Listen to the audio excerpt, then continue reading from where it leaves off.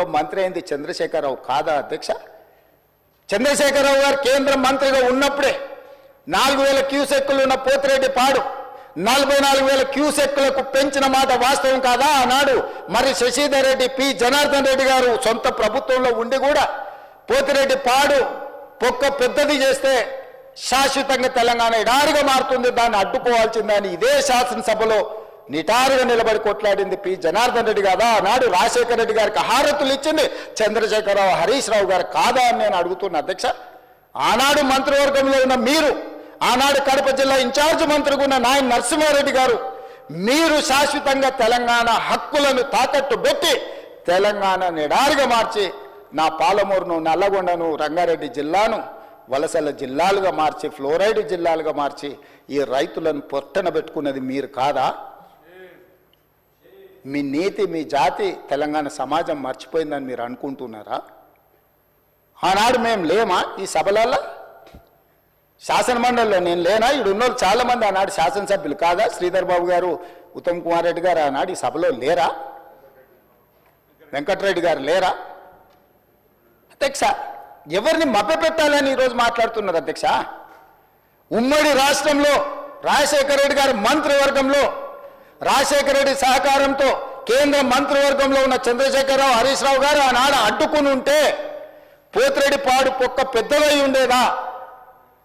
తెలంగాణకు అన్యాయం జరిగి ఉండేదా అని నేను అడుగుతున్నా అధ్యక్ష.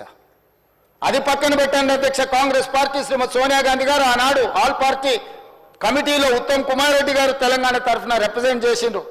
అఖిల పక్షాన్ని పిలిచినప్పుడు కేంద్ర హోంశాఖ తెలంగాణ రావాలి అని వారు వాదనలు వినిపించిన తర్వాత జూన్ 2, 2014 నాడు తెలంగాణ రాష్ట్రం ఏర్పడ్డ తర్వాత ఆనాడు ఉమ్మడి రాష్ట్రంలో 2011, 12లో కిరణ్ కుమార్ రెడ్డి గారి మీద ఒత్తిడి తీసుకొచ్చి పాలమూరు రంగారెడ్డి ఎత్తిపోతల కోసం, సర్వే కోసం, నిధుల కోసం, ప్రాజెక్టుల కోసం ఈరోజు డీకే అరుణ గారు బీజేపీలో ఉండొచ్చు గాక, డీకే అరుణ గారు, చిన్నారెడ్డి గారు, మల్లు రవి గారు కొట్లాడి ఆనాడు జీవో దీపించి రోజుకు 2 టీఎంసీల ప్రకారం జూరాల నుంచి నీళ్లు తరలించాలి పాలమూరు రంగారెడ్డి కానీ ప్రాజెక్టును ఆమోదింపజేసింది నిజం కాదా అధ్యక్ష? ఆ రోజు తమరు కూడా ఉన్నారు కదా అధ్యక్ష.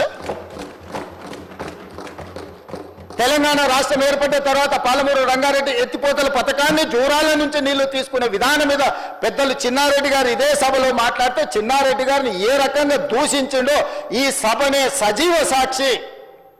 చంద్రశేఖరరావు గారు ఇక్కడనే నిలబడి చిన్నారెడ్డిని అవమానించిన మాట వాస్తవం కాదా? కాంట్రాక్టర్ల కోసం, కమిషన్ల కోసం, లిఫ్టుల కోసం, పంపుల కోసం, మోటార్ల కోసం కక్కుర్తిపడి కాంట్రాక్టర్ ఇచ్చిన కమిషన్ల కోసం జూరాల నుంచి తీసుకోవాల్సిన నీళ్లను శ్రీశైలం బ్యాక్ వాటర్స్ కు తరలించడంతో ప్రాజెక్టు వ్యయం 16,000 నుంచి 35,000 కోట్లకు పెరగడమే కాకుండా 100 కిలోమీటర్లు పారాల్సిన 175 కిలోమీటర్లు కాలువలు తవ్వాల్సి వచ్చి ఈ రోజు 60,000 కోట్లకు అంచనాలు పెరిగినాయి అధ్యక్ష. 2 టీఎంసీలను 1 టీఎంసీకి తగ్గించి శ్రీశైలంకు తరలించడం వల్ల ఈ రోజు ప్రాజెక్టులు కట్టిన నీళ్లు తీసుకోలేని పరిస్థితి మనకు దాపురించిన మాట వాస్తవం కాదా అధ్యక్ష? అధ్యక్ష, తుంగభద్ర కానీ, లేకపోతే సుంకేశ్ల కానీ, లేకపోతే కృష్ణానది జలాలు కానీ కర్ణాటక రాష్ట్రం నుంచి మొట్టమొదట మహబూబ్నగర్ జిల్లాలో అలంపూర్, గద్వాల ప్రాంతంలో వస్తాయి అధ్యక్ష. మొట్టమొదటి ప్రాజెక్టు జూరాల దగ్గర.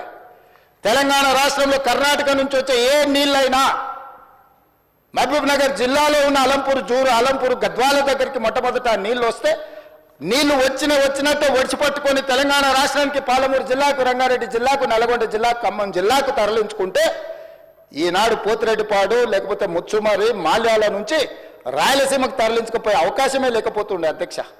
మహబూబ్నగర్ జిల్లాలో కర్ణాటక నుంచి ఎంటర్ అయిన నీళ్లు ఈ రోజు తిరిగి మళ్ళీ రాయలసీమ పోయి మళ్ళీ వెనక్కొచ్చి మళ్ళీ శ్రీశైలంకి వచ్చినప్పుడు ఒకవైపు రాయలసీమ, ఇంకొక వైపు మహబూబ్నగర్ ఉంటే మొత్తం కల్వకుర్తి లేకపోతే పాలమూరు రంగారెడ్డి అన్ని ప్రాజెక్టులు కలిపితే కూడా రోజుకు 2 టీఎంసీలు తీసుకునే కెపాసిటీ మన ప్రాజెక్టులలో లేదు.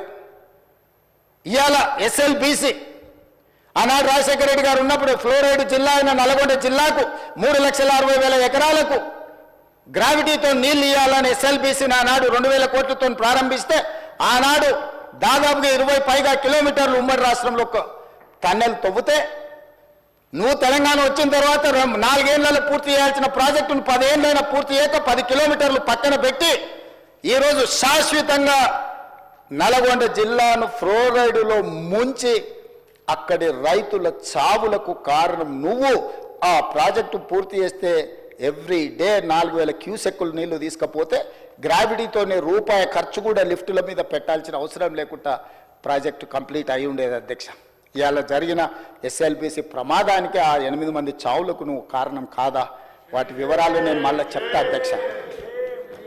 అలాంటిది పాలమూరు రంగారెడ్డి ఎత్తిపోతలు తెలంగాణ రాష్ట్రం వచ్చినాక ప్రారంభించి 10 సంవత్సరాలైనా నువ్వు పూర్తి చేయలేదు.